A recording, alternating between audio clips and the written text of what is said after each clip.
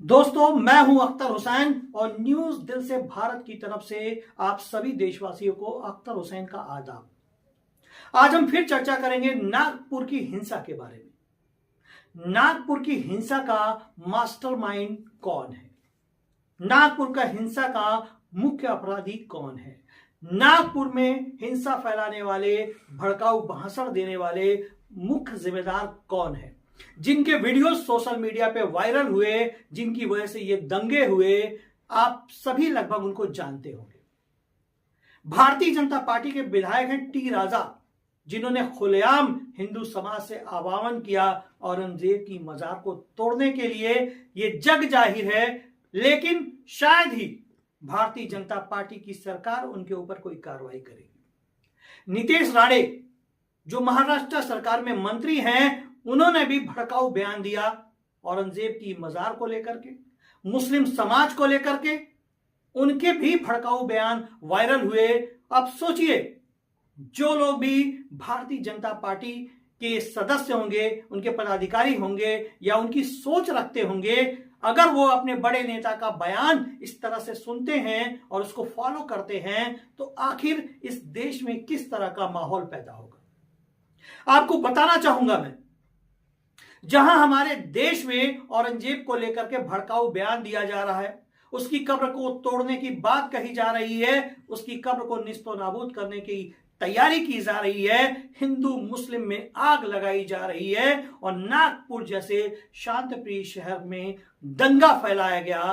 दंगे के नाम पर नागपुर को बदनाम किया गया। आप सभी एक बात को अच्छी से जान लें कि हमारा मुल्क हिंदुस्तान है, भारत है। यहां 300 साल पहले जो बादशाह मर चुका है, जिसका नाम औरंगजेब है, जो कब्र में दफन है, उसके मुर्दे को उखाड़ने की बात चल रही है। लेकिन अमेरिका जैसा देश 9 महीने से अंतरिक्ष में फंसी सुनीता विलियम को वापस लाने में कामयाब रहा, सफल रहा। चीन जैसा देश, जिसने एआई सॉफ्टवेयर बनाया डीप सेक, पूरी दुनिया में उसने हलचल मचा दी। और चीन ने एक और बड़ा काम किया, एक ऐसी इलेक्ट्रिक कार बनाई है जिस कार को मात्र 5 मिनट चार्ज करके आप 500 किलोमीटर की दूरी तय कर सकते हैं। तो दुनिया के सारे मुल्क तरक्की और कामयाबी की तरफ भाग रहे हैं, चांद को छूने की कोशिश कर रहे हैं, लेकिन हमारे देश में भारतीय जनता पार्टी के नेता जो है, औरंगजेब की मजार को उखाड़ने में लगे हुए हैं, उसकी हस्ती को मिटाने में लगे हैं।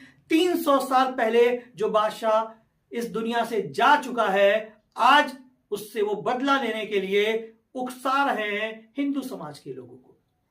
नागपुर में जो हिंसा हुई, उस हिंसा में कोई नेता गिरफ्तार नहीं हुआ, कोई मंत्री गिरफ्तार नहीं हुआ।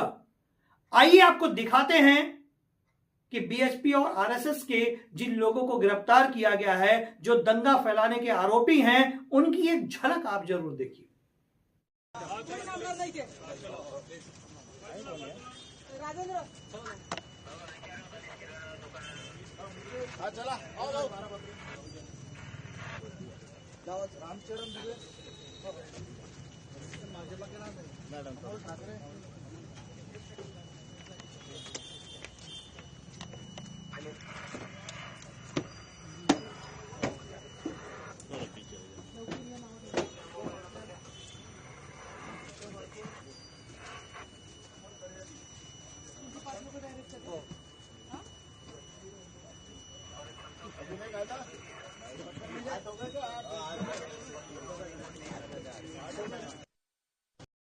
देखा आप लोगों ने, दंगा सिर्फ एक तरफ के लोगों ने नहीं फैलाया होगा।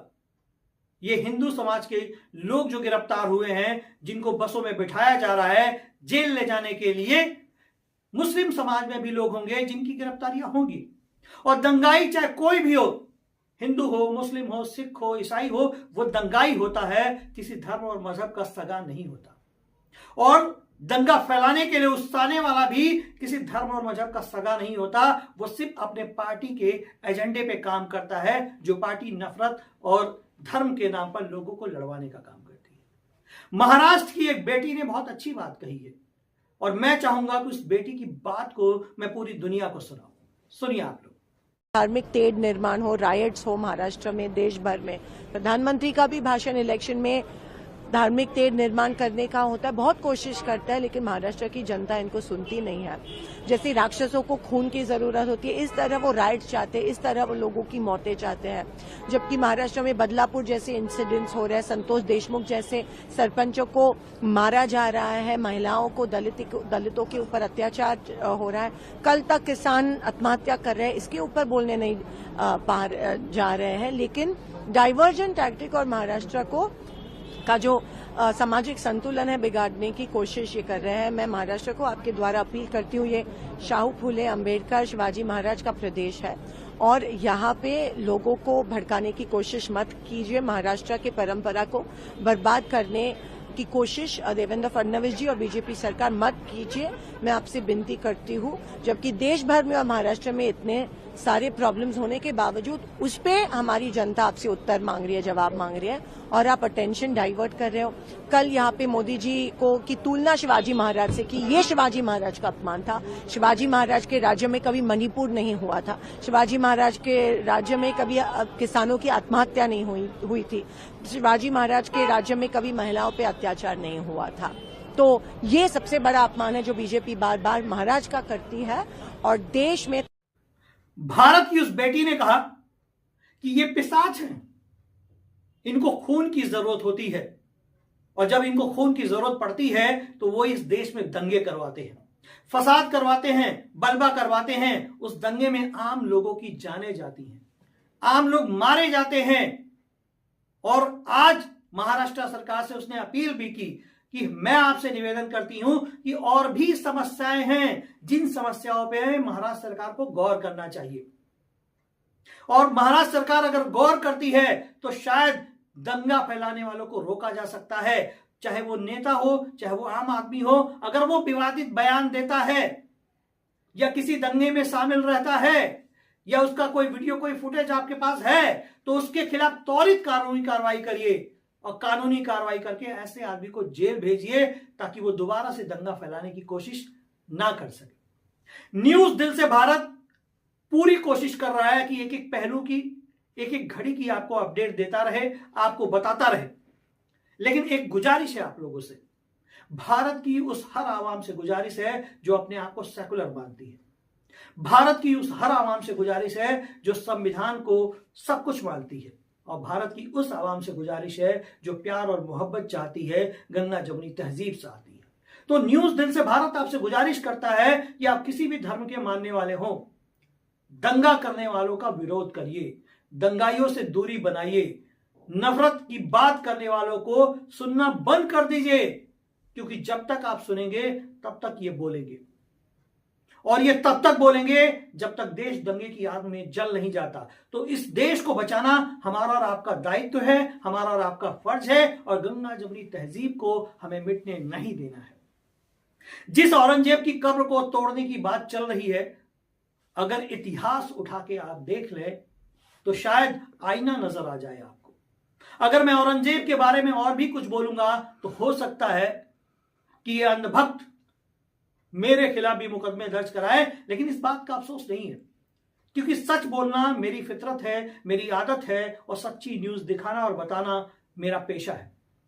दोस्तों, बस एक गुजारिश है आप लोगों से, आप जहां भी हैं, जिस जगह भी हैं, आप आपसी सामंजस्य बना के रहिए, हिंदू मुस्लिम एकता बना के रहिए, प्यार मोहब्बत बना के रहिए, इन दंगाइयों की बातों में जरा भी मत आइए और एक दूसरे से मत लड़िए। आपका पड़ोसी ही आपका सबसे अच्छा मित्र है, आपका सबसे अच्छा दोस्त है, चाहे वो हिंदू है या मुसलमान। अगर ये वीडियो मेरी आपको अच्छी लगे तो इस वीडियो को आपको लाइक करना है, शेयर करना है, सब्सक्राइब करना है, क्योंकि दोस्तों निष्पक्ष पत्रकारिता करते हैं हम लोग, और हमें सिर्फ भारत की आवाम का भरोसा है, भारत की जनता का भरोसा है। और एक गुजारिश और है आप लोगों से कि आप लोग मेरे फेसबुक पेज को फॉलो करिए, लाइक करिए, स्टार दीजिए। और स्टार देने में अगर आपसे फेसबुक 10, 20, 50 रुपए अगर मांगता है तो आप उसके लिए आप हमें सहयोग करिए। ये छोटी छोटी राशियां जो है, आपका सहयोग हमारे लिए बहुत बड़ा होगा और हमें सच्ची और अच्छी न्यूज बनाने के लिए प्रेरित करेगा, क्योंकि इसके अलावा हम लोगों के इनकम का कोई और जरिया नहीं है। न्यूज दिल से भारत से अख्तर हुसैन, बहुत बहुत शुक्रिया, धन्यवाद।